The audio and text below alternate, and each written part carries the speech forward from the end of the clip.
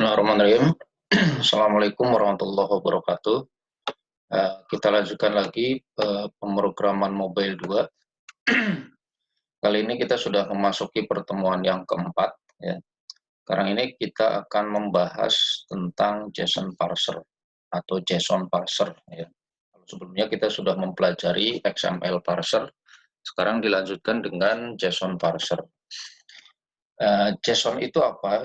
JSON ini adalah JavaScript Object Notation, adalah format pertukaran data yang ringan ya dibandingkan dengan XML. Ini sudah lebih ringan gitu ya. Isinya adalah kumpulan pasangan nama dan nilai gitu ya. Terus ini adalah struktur JSON.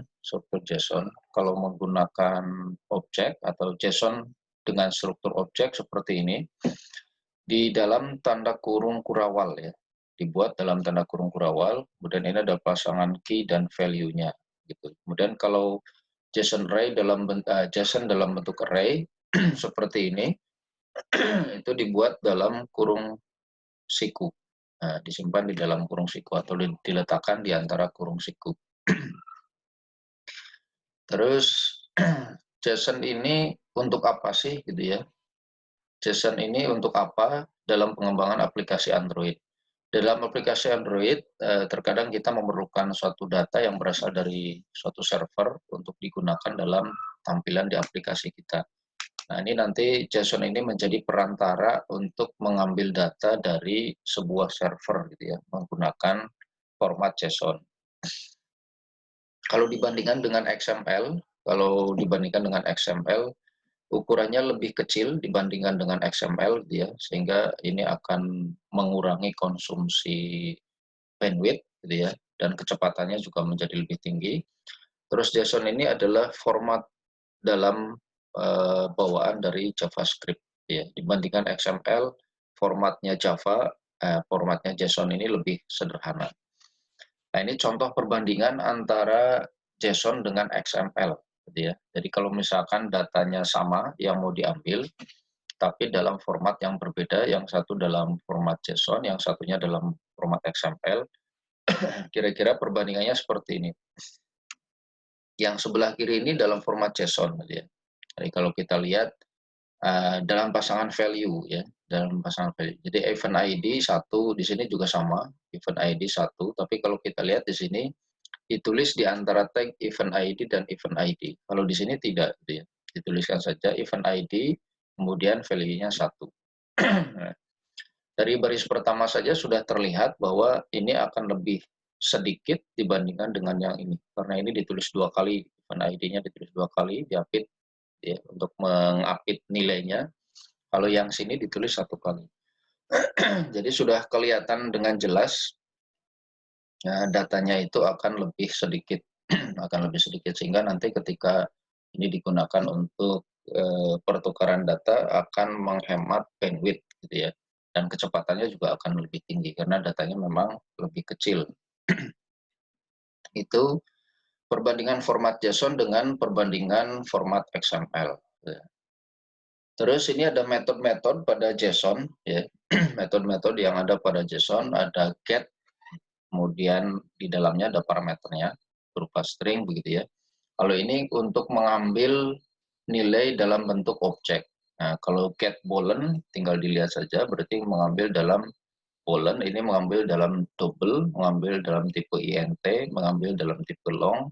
Kalau ini menghitung panjangnya gitu ya. Panjang pemetaan data atau jumlah datanya gitu ya. Terus name mengembalikan larik yang berisi string dalam objek. Ya. Ini metode-metode dalam JSON sebagian, kita tampilkan sebagian. Terus berikutnya tipe data JSON. Tipe data JSON. Maksud tipe data ini adalah jenis data yang dapat digunakan oleh JSON. Ada beberapa ya tipe datanya. Yang pertama objek. Objek ini merupakan kumpulan pasangan key dan value yang diapit dengan kurung buka dan kurung tutup. Jadi contohnya seperti ini ya, objek pada JSON. Jadi kalau kita lihat di sini tag pembukanya seperti ini, kurung kurawal ya. Kemudian tag penutupnya seperti ini, kurung kurawal. Terus di dalamnya ada nama kemudian namanya misalkan Agus Prawoto Hadi. Nah, ini untuk memisahkannya di antara key dan value, ini adalah key-nya, kemudian ini adalah value-nya, itu dipisahkan dengan tanda titik 2. Terus pemisah antara pasangan key value dipisahkan dengan tanda titik koma. Jadi ini ada 2 data. Data yang pertama Agus Prawoto Hadi, data yang kedua adalah jagowebdev.com website. Pasangan value yang pertama nama dengan namanya, kemudian pasangan value yang kedua adalah website dengan nama websitenya. Ini dalam bentuk objek ya. Ini dalam bentuk objek. Terus kalau dalam bentuk array, dalam bentuk array itu bedanya adalah dikasih kurung kurawal, dikasih kurung siku, gitu ya.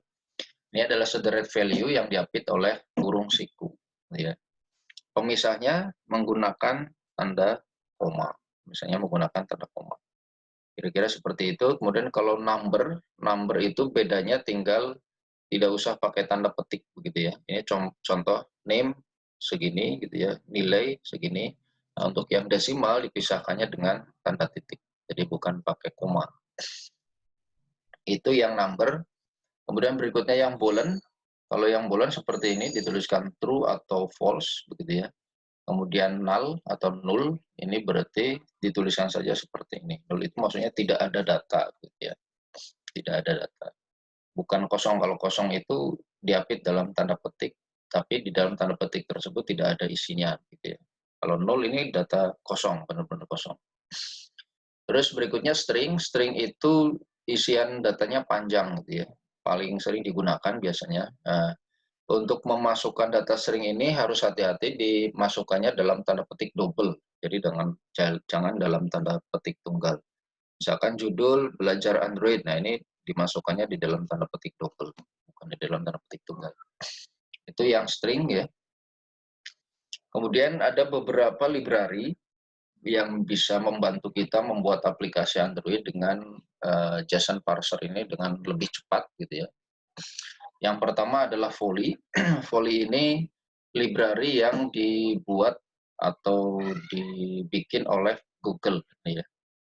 Ini adalah dibuat oleh Google, tujuannya untuk mempermudah pertukaran data tanpa harus membuat deretan kode yang sangat panjang. Kelebihan-kelebihannya ini ya, ada automatic scheduling of network request, kemudian ada beberapa koneksi jaringan bersama, kemudian management cache, kemudian support prioritas request, cancel request API, mudah dikastomasi, kemudian debugging dan tracking tool. Terus ini beberapa kelas yang paling penting untuk digunakan, ada request, queue, kemudian ada request, string request, ya, kelas-kelasnya. Nah, itu dari punyanya Google atau yang dibuat oleh Google. Kemudian ada lagi yang dibuat oleh Square, retrofit. Nah, kalau saya sendiri biasanya lebih suka menggunakan yang retrofit. Ya. Ini library juga yang digunakan untuk membantu proses di Android Studio menggunakan untuk mengambil data dalam format JSON gitu ya. Kemudian berikutnya ada lagi Fast JSON ya. Ini juga salah satu library lagi. Kalau Anda mau mencari library yang lain bisa saja. Terus yang keempat ada lagi JSON dan lain-lain gitu ya. Sebenarnya banyak yang library yang digunakan untuk membantu kita mengolah data dalam format JSON. Nanti akan kita bahas di sini 2 saja. Jadi nanti yang menggunakan Volley, kemudian yang menggunakan retrofit. Nah, sekarang kita lihat contoh penggunaan library yang menggunakan Volley. Ya. Nah, contoh penggunaan library yang menggunakan Volley ini akan kita coba membuat aplikasi Android yang menggunakan Volley. Terus sumber datanya kita ambilkan dari newsapi.org. Ya. Sumber datanya kita ambilkan dari newsapi.org. Jadi tidak kita buat sendiri API-nya.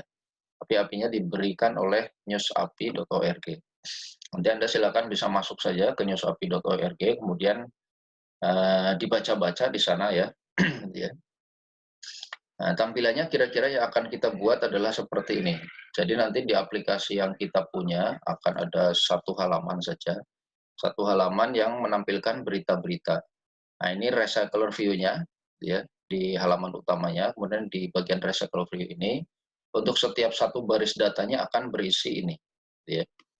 Isinya apa? Judul aplikasinya atau judul beritanya, kemudian gambar pada berita tersebut, kemudian penjelasannya atau detailnya. Jadi nanti ada judul, kemudian ada gambar dan ada detail beritanya. Sekali lagi nanti ini kita ambilkan dari newsapi.org gitu ya. Kita ambilkan dari newsapi.org. Terus untuk mengimplementasikannya kita juga menggunakan card view, recycler view, Picasso dan Foley gitu ya. Kalau card view itu kotak saja gitu ya untuk membuat tampilan lebih baik. Kalau recycle view sudah pernah kita pelajari di pemrograman mobile 1. Jadi ini untuk menampilkan data yang jumlahnya banyak begitu ya. Dan Picasso ini untuk penanganan gambarnya. Nah, Foley ini library untuk penggunaan JSON-nya gitu ya. Yang dilakukan adalah library-nya kita masukkan dulu ke project yang kita buat ya. Nah, ini yang dikasih warna ini kuning ini adalah library-nya. Yang pertama layout, ini sebenarnya tidak dipakai juga ya. Tidak dipakai nggak apa-apa, constraint layout kalau memang tidak pakai constraint gitu ya.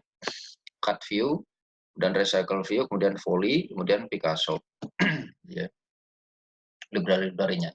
Jangan lupa memasukkannya di mana, ini masukkan di bagian Gradle.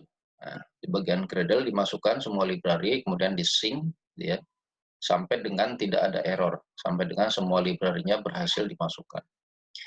Terus berikutnya masukkan kode di bagian manifest. Di bagian manifest ini diberikan permission.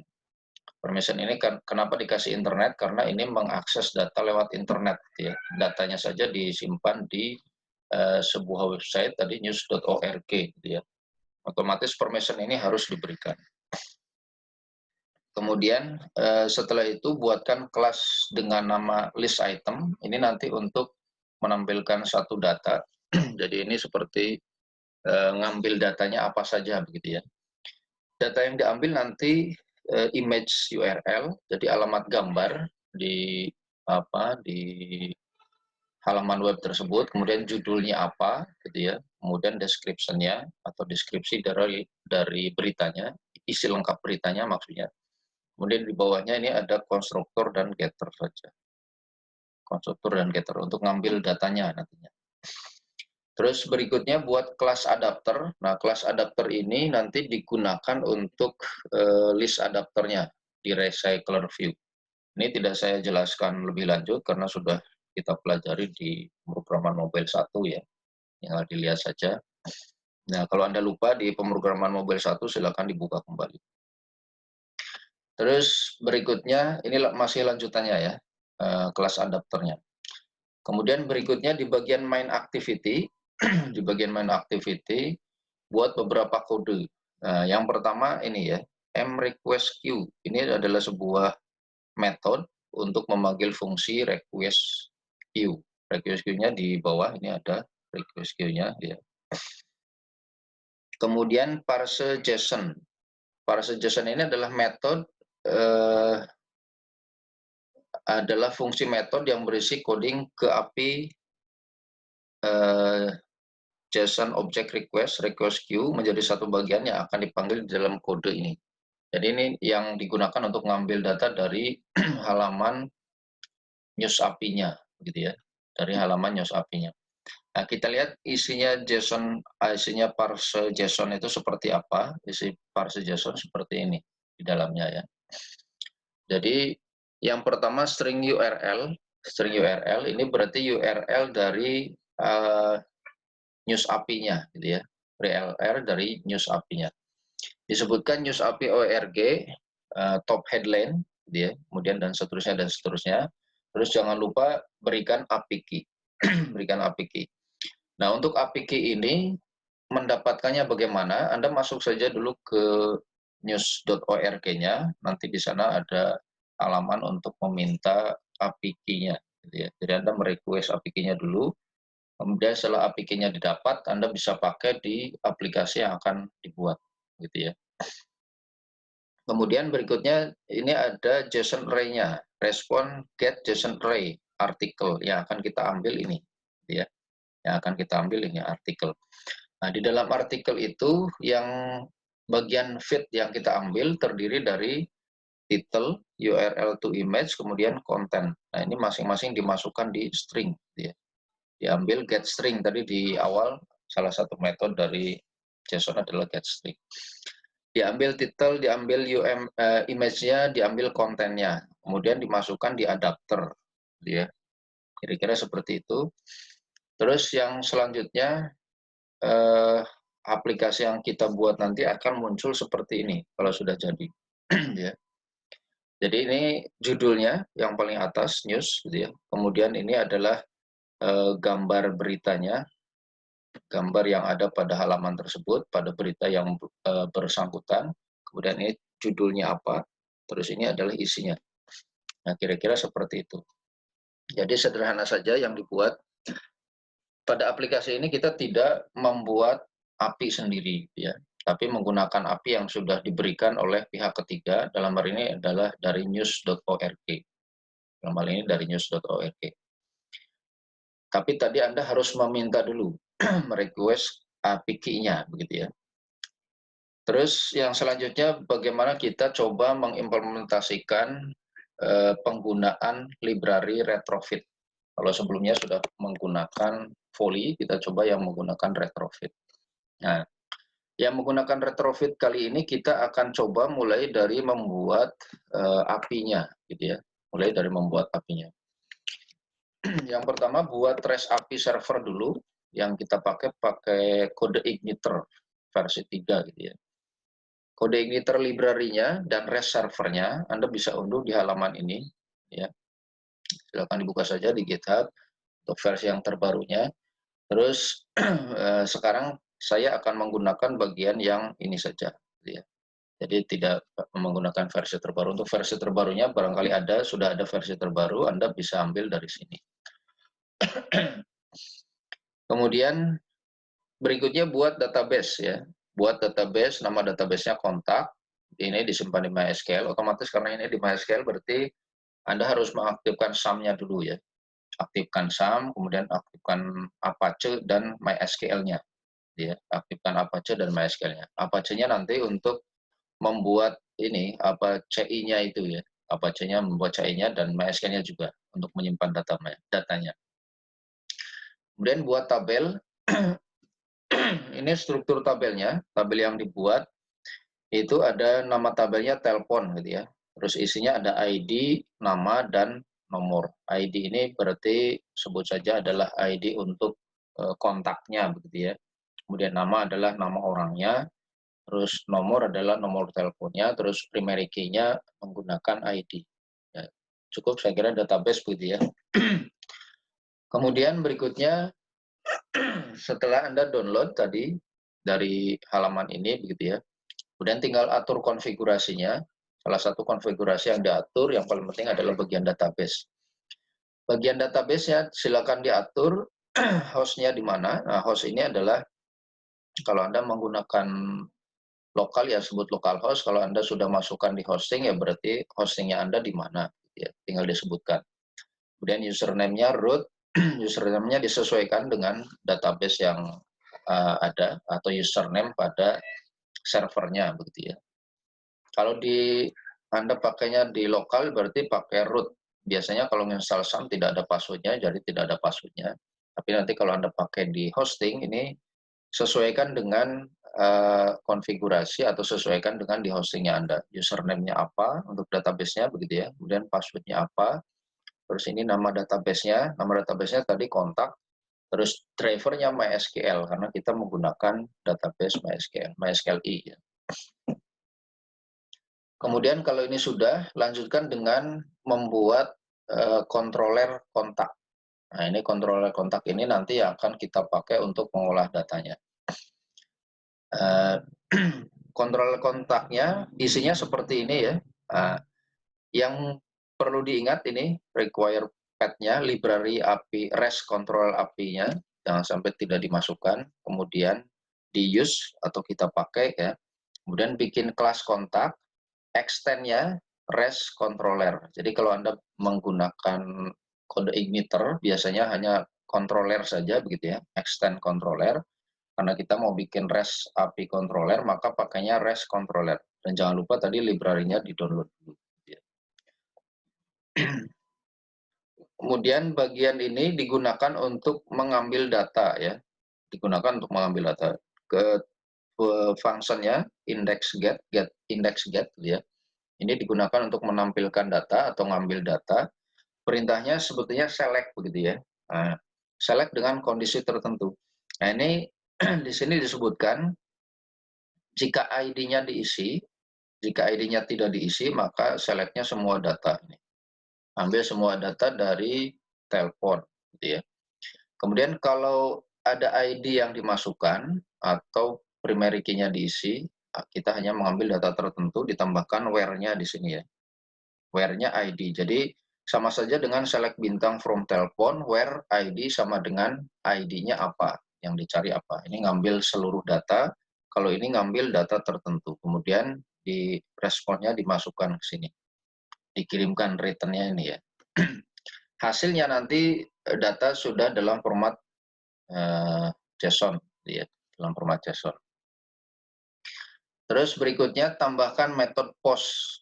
Nah, metode post ini di mana ditambahkan di file ini tadi ya, di file kontak PHP. Di file kontak PHP ini tambahkan metode post di bawahnya, jadi sebelum tanda tanya ini ya, sebelum tanda tanya kurung tutup atau sebelum penutupnya tag PHP, tambahkan metode untuk post. Post ini digunakan untuk menambahkan data baru. Data yang dimasukkan apa? ID, nama, dan nomor gitu ya. Perintahnya insert gitu ya. Seperti yang sudah kita ketahui, nambah data perintahnya insert. Terus dites jika berhasil seperti ini, jika tidak berhasil maka tampilkan pesan failed. Jadi menambahkan datanya gagal. Menambahkan data gagal bisa kenapa penyebabnya? Salah satunya misalkan primary key-nya diisi dengan data yang double. Itu gagal gitu ya. Ini bagian post. Kemudian berikutnya bagian put. Nah, bagian put ini digunakan untuk mengupdate. Digunakan untuk mengupdate atau memperbaharui kontak yang sudah ada. Terlihat dari sini perintahnya update gitu ya. Jadi diperintahkan data yang sudah ada diupdate menggunakan metode index put ini. Sekali lagi ini ditambahkan di dalam file kontak.php gitu ya. Bagian put. Terus berikutnya untuk menghapus data tambahkan metode delete. Nah, delete-nya sesuai dengan ID yang mau dihapus. Ya. Jadi ID-nya dimasukkan, kemudian nanti di-delete sesuai dengan ID-nya. Kalau berhasil, maka pesannya berhasil. Kalau gagal, penghapusannya gagal. Gagal itu ya, data yang tidak dihapusnya tidak ada, misalkan. Ya. Kemudian setelah selesai pembuatan API-nya, sekarang lanjutkan dengan project di Android Studio-nya. Jadi Anda buat project baru di Android Studio, kira-kira tampilannya seperti ini gitu ya. Di dalamnya Anda buatkan package adapter untuk menyimpan adapternya. Recycler view-nya kan memerlukan adapter ya. Jadi adapternya disimpan di sini. Kemudian ini untuk menyimpan model. Model itu yang berhubungan dengan data, komunikasi dengan data. Nah, REST API-nya kita simpan di sini. Kemudian berikutnya buatkan 3 buah activity. Activity edit, insert, main activity. Main activity untuk menampilkan datanya. Kemudian insert ini untuk proses penambahan data, terus edit ini digunakan untuk mengedit data atau memperbaiki data. Nah, selanjutnya atur bagian permission dan Gradle gitu ya. Permission-nya diberikan internet karena ini nanti ngambil datanya di internet walaupun di lokal ya. Walaupun Anda pakainya di lokal, tetap ini harus diaktifkan.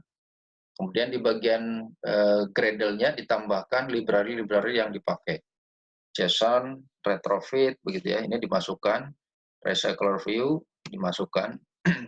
Pokoknya semua library yang dibutuhkan dimasukkan di bagian sini dan jangan lupa di sync sampai dengan tidak ada error, sampai dengan sukses. Ya. Nah, kalau sudah diatur permission dan Gradle-nya, lanjutkan dengan pembuatan kelas kontak pada package model. Nah, ini modelnya, kelas kontak pada package model. Kalau kita lihat ini nama-nama field-nya harus sesuai ya. Ada ID, ada nama, kemudian ada nomor, Terus setelah itu ini ada konstruktor kosong, kemudian ada konstruktor yang sekaligus mengisi data, kemudian ada getter dan setternya. Sebetulnya getter setternya ya dipakai gitu ya, nanti pada saat pembuatan aplikasinya. Terus berikutnya masih di dalam package model, tambahkan get kontak. Ini gunanya untuk mengambil data, ya. Gunanya untuk mengambil data yang eh, dari servernya, gitu ya. Isinya ada status, ada resultnya, gitu ya. Kemudian ada list data kontaknya. Nah, list data kontak itu nanti ngambil dari sini. Pakai model ini, gitu ya. Ini isinya. Kemudian berikutnya buat kelas lagi post put del masih di dalam model, gunanya ini untuk memodifikasi data nantinya. Jadi model push, model put, kemudian del itu diambil nanti menggunakan kelas post put del kontak. Ya. Kemudian berikutnya buat kelas API client pada pada package REST. Tadi kan ada folder REST ya. Nah, di bagian folder yang ini ada folder REST. Nah, ini kita buatkan API client, kelas API client ya. Kelas API client, terus di dalamnya ini retrofitnya mulai kita pakai ya. Retrofitnya mulai kita pakai. Dan base URL-nya ini hati-hati, ini adalah alamat yang ada pada servernya, gitu ya. Alamat yang ada pada servernya. Sesuaikan dengan alamat yang Anda punya. Jadi nantinya jangan niru ini gitu alamatnya, gitu ya. Jangan niru ini, tapi sesuaikan dengan alamat yang Anda pakai. Kalau dipakainya di lokal, berarti ini dituliskan saja localhost, gitu ya. Dituliskan localhost atau IP-nya lokal ya, 127.0.11 ya, API lokalnya. Kemudian indeks PHP. Ini bagian API kliennya, bagian API kliennya. Kemudian berikutnya buatkan interface, ini masih di folder REST ya, buatkan interface yang nantinya dihubungkan dengan kelas-kelas yang sudah dibuat di CI-nya, ya, kelas-kelas yang sudah dibuat di CI-nya. Ada get kontak, ini berarti untuk ngambil yang get nantinya, kemudian post kontak, ini untuk proses nyimpan, tadi kan ada post put del gitu ya, yang kita pakai post kontak. Post kontak ini untuk menyimpan, nanti yang disimpan nama dan nomor gitu ya. Kemudian put ini untuk melakukan update, untuk melakukan perubahan datanya ada ID, nama, dan nomor. ID nanti sebagai kunci yang mana yang akan diupdate-nya, gitu ya. Kemudian ada lagi delete. Delete ini digunakan untuk proses penghapusannya. Ya. Kalau ini sudah dilanjutkan dengan pemakaiannya bagaimana, ya. Nah, ini proses pemakaiannya. Saya tidak gambarkan secara keseluruhan mulai dari layout dan seterusnya ya. Jadi hanya ambil bagian yang utamanya saja. Untuk ngambil data diperintahkan seperti ini. Metodenya nanti apa terserah gitu ya. Anda mau menggunakan metode apa. Call, get kontak, kontak call, kemudian diambilkan dari API interface get kontak. Nah, API interface itu yang tadi di sini ya.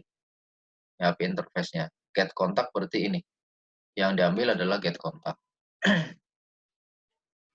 Kemudian pada saat direspon hasilnya seperti apa gitu ya, dimasukkan di dalam list view, di dalam list kontak.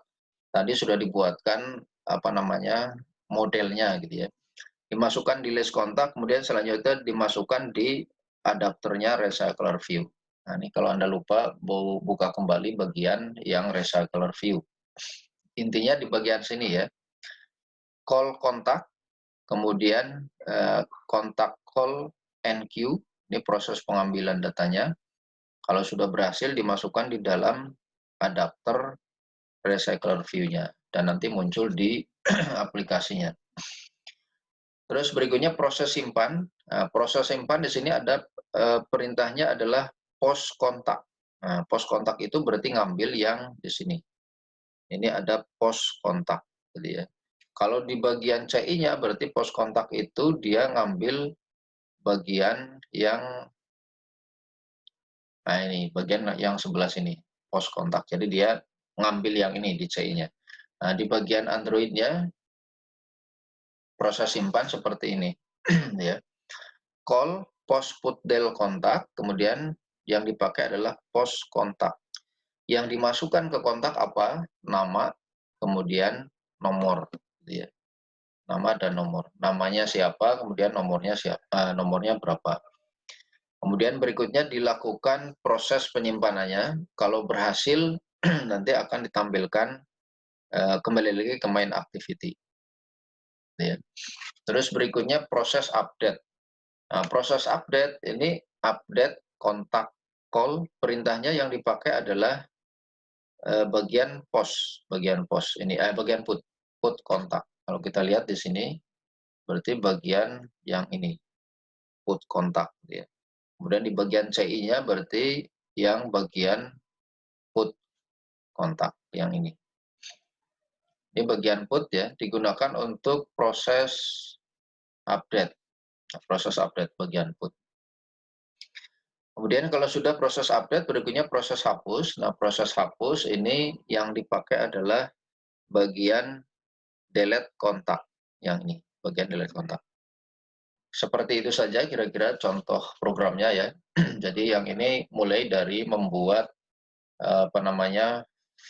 mulai dari membuat API-nya menggunakan CI sampai dengan penggunaannya di Android Studio. Nah, kalau Anda mau melihat sumber aslinya, Anda bisa ambilkan dari sini ya. Jadi ini bisa dibuka linknya. Ini proses untuk membuat REST API-nya. Anda bisa baca di sini, bisa diikuti langkah demi langkahnya sampai dengan selesai. Kemudian Anda bisa buka bagian untuk pemakaian di Android-nya di link yang ini. Ini untuk pemakaian di Android-nya. Jadi silakan dibuka ini untuk pembuatan API-nya, dan ini untuk penggunaan API-nya di Android Studio. Ya, kira-kira itu pertemuan yang sekarang. Mudah-mudahan ada manfaatnya, dan saya harapkan sekali ini betul-betul dipelajari yang bagian ini, karena ini yang paling sering digunakan ketika Anda nanti membuat aplikasi. Jadi biasanya bikin API-nya sendiri, kemudian bikin aplikasi Android-nya sendiri.